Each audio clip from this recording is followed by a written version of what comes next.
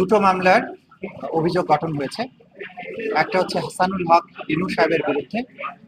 তার বিরুদ্ধে মোট 8টি চার্জ গঠন করা হয়েছে, যে অভিযোগগুলোতে তার 14 দলীয় জোটের অন্যতম শরিক দল জাতীয় সমাজতান্ত্রিক দলের সভাপতি হিসাবে এবং 14 দলীয় জোটের একজন প্রভাবশালী নেতা হিসাবে বিভিন্ন সময়ে 14 দলীয় জোটের মিটিংয়ে আন্দোলন দমনে বিভিন্ন পরিকল্পনা গ্রহণ, কারফিউ জারি, শুটার সাইট, এগুলোর ব্যাপারে তার যে ভূমিকা ছিল সেই তার কমান্ড এবং সুপিরিয়র রেসপন্সিবিলিটির কারণে তার বিরুদ্ধে এই অভিযোগগুলো গঠন হয়েছে।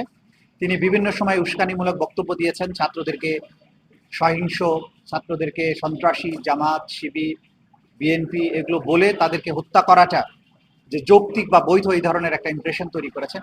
বিভিন্ন সময়ে উস্কানিমূলক নানান ধরনের বক্তব্য, প্রেস কনফারেন্সে কথা বলেছেন।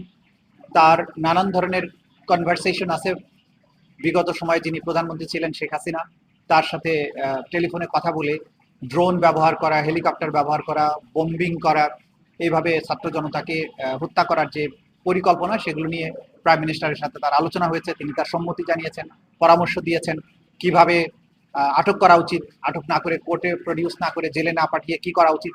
এই যে পুরো মানবতা বিরোধী অপরাধ সংগঠন হয়েছে বাংলাদেশে, সেই ব্যাপারে তার যে রোল সেগুলোকে আমরা অভিযোগ আকারে নিয়ে এসেছিলাম। সেগুলোর ভিত্তিতে মোট 8টি অভিযোগ তার বিরুদ্ধে গঠন করা হয়েছে। সর্বশেষ যে 8 নম্বর অভিযোগটা ছিল, কুষ্টিয়া শহরে 5ই আগস্টে 6 জন ব্যক্তিকে তার পরামর্শ নির্দেশে সেখানকার পুলিশ এবং প্রশাসন, আওয়ামী লীগ, যুবলীগ, ছাত্রলীগ, 14 দলীয় জোট মিলিয়ে এই 5 জন ছাত্র জনতাকে হত্যা করা, এই সব মিলিয়ে 8টি অভিযোগ তার বিরুদ্ধে গঠন করা হয়েছে। আগামী 30শে নভেম্বর তার এই মামলার ওপেনিং স্টেটমেন্টের জন্য এবং সাক্ষ্য গ্রহণের জন্য দিন ধার্য করা হয়েছে।